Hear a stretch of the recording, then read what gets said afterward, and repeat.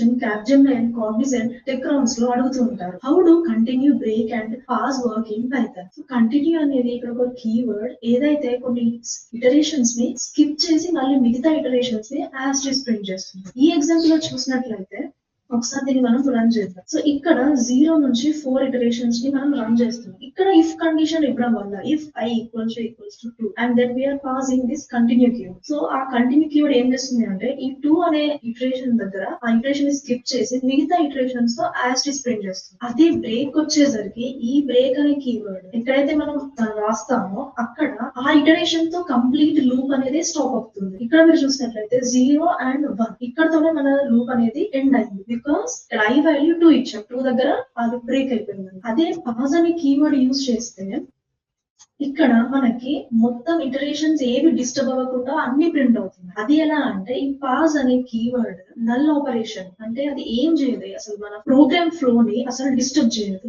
మరి ఎందుకు యూజ్ చేస్తామంటే ఇక్కడ మనం చూసినట్లయితే ఇక్కడ ఆల్రెడీ మనం ఇఫ్ స్టేట్మెంట్ అనేది ఇచ్చాము, కానీ లోపల సపోజ్ ఏమీ ఇవ్వలేదు, కానీ మనకి ఈ ప్రోగ్రామ్ అంతా రన్ అవ్వాలి అంటే మనం జస్ట్ డిఫైన్ చేసి వదిలేసాము, లోపల ఏం రాయలేదు. అలాంటప్పుడు మనకి సింటాక్స్ ఎర్రర్ అనేది వస్తుంది. సో ఆ ఎర్రర్ రాకుండా ఈ పాజ్ అనే కీవర్డ్ ఆ సింటాక్స్ స్ట్రక్చర్ ని మెయింటైన్ చేస్తుంది అనమాట. అందుకే చాలా మంది డెవలపర్స్ ఇలాంటి కీవర్డ్స్ యూజ్ చేస్తూ ఉంటారు. సో ఇలా ఎప్పుడైతే మీరు ఈ కీవర్డ్ విత్ ఎక్స్ప్లెనేషన్ మీ ఇంటర్వ్యూలో చెప్తారో అప్పుడు మీకు ప్రాక్టికల్ నాలెడ్జ్ ఉంది అని ఇంటర్వ్యూకి తెలుస్తుంది అనమాట.